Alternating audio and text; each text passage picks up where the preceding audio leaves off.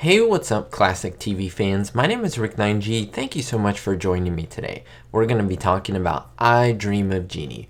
More specifically, about an episode that's called The Second Greatest Con Artist in the World, or sometimes it's also known as The Greatest Con Artist in the World. It's either or, and there's a little bit of debate about the title, but essentially it's from Season 3. It's the third episode, and it aired September 26th, 1967. Now, it's the one that guest starred Milton Berle. Now, a lot of you are going to be blown away by what Barbara Eden, that is the woman who played Jeannie on I Dream of Jeannie, what she found out during the taping and the filming of this episode. It's pretty surprising. Some of you may have heard of it, some of you haven't, but I think it's well worth discussing because there's a deeper meaning behind this. Now let's talk about the episode. Essentially, it's the one where Milton Berle is with the gang with Major Nelson and Jeannie in Hawaii. It's pretty cool. Now this was essentially a trilogy of episodes set in Hawaii. Now it was followed weeks later by other episodes, which I won't mention over here, but as I mentioned, Milton Berle is in this one, and he is playing a con artist. Essentially, he's playing the butler to a very rich man named Vanderhaven, and he himself sneaks away with some of the possessions of this rich man that he works for and pretends that he is the rich man, Vanderhaven, which is really cool because it's great to see Milton Berle act like a pompous rich guy, but it's also great to see him act as a servant to a rich guy who isn't as rich as he is in real life, if that all makes sense. Now, what's very great is that Uncle Milty, as many people call him, is very much playing a similar character to Batman's Louis the Lilac villain. So if you haven't seen this episode, you should really check it out because it's pretty good. Now, Jeannie claims that she has a pin that is real that's pretty much worth $500,000. That is at that time, and it belonged to King Tut himself. Now, before I continue, I do want to give you a friendly reminder. If you have been watching the channel and have enjoyed it, don't forget to hit the subscribe and like button to support it. Now, getting back to it, this pin worth about $500,000. We have the Milton Berle character, the poor Milton Berle character. He's trying to convince Jeannie to purchase a piece of real estate because it's covered in diamonds. What does he want in exchange? Well, of course, that pin that's worth $500,000. Little does Jeannie and Major Nelson know that he is a con artist. But when they soon find out that he is a con artist, they pull a really good one, and what they do is they trick the con artist, that is Milton Berle, into thinking that that land is worth something when it really isn't, and she takes back the pin and everything goes back to normal. It's a pretty great episode all in all. Again, it's not one of the best, but it's one that Barbara Eden fondly talks about because she did get to interact and act along with Milton Berle.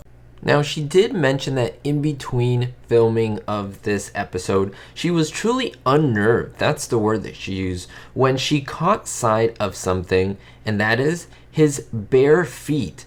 And she says it's not because of the size of his feet, but if you think about it, the tropical Hawaiian heat that they were dealing with when they were filming, a lot of the actors and even people on the crew who were filming, the director and the crewmen and everyone, they were barefoot whenever it was possible, whenever the camera wasn't catching the actors' feet. They just took their shoes and socks off. But when Milton Berle did it, she couldn't help but notice that all of his toes were crunched up. They were twisted and it almost looked painful to look at them. She herself didn't say a word because she is, of course, a lady. But Milton Berle caught sight of her expression and he said, "I was the last of 6 kids, Barbara, so I always got the smallest pair of shoes."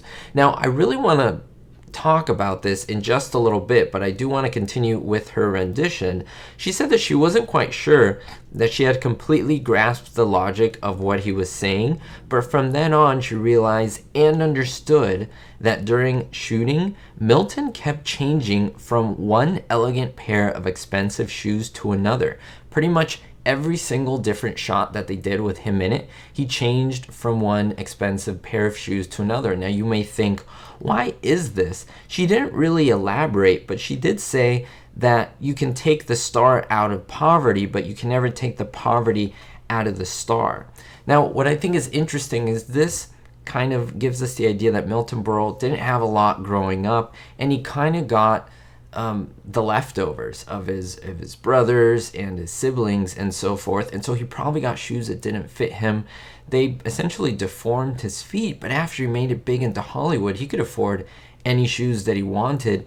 And it's kind of touching, but it's also reminiscent of any of us, someone with PTSD, someone with a traumatic experience like this, that is in poverty, is suffering because they don't have certain things, of how when he was rich, he was able to buy as many pair of shoes as he wanted, almost in excess, almost doing the opposite of normal behavior. And it's kind of good, in my opinion, to know this about Milton Berle. I didn't know this, and I hope a lot of you maybe didn't know it, to learn that a lot of these people have some of these insecurities and some of these traumas that we may have. And it's okay. They're like us. I mean, if it happened to them, this is something that we can triumph above. So hopefully this piece of information made your day a little brighter, a little more positive. Thank you so much for the support as always. And most importantly, everyone, be hopeful. Thank you to everyone who supports me, especially my Diamond tier patrons: Vito L, David D, Sally N, Ricky, Citizen Kane 359, Kevin K, Greg S. Thank you as well to my new Gold tier patrons, Jennifer P and Scott F. To be listed here, check out the links below for my Patreon.